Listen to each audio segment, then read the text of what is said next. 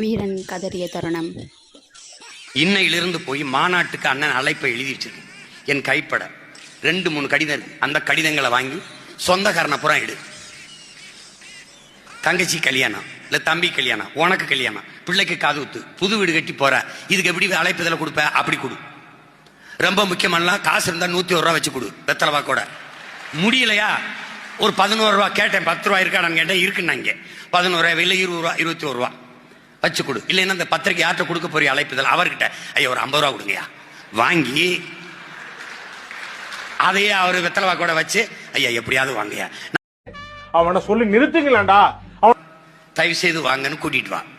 எல்லாரையும் கூட்டி வா. கோயில் திருவிழாவுக்கு எப்படி கூடுவோம், அப்படி இனத்தின் திருவிழாவுக்கு எல்லாரும் கூடுவோம். விட்டுறாத.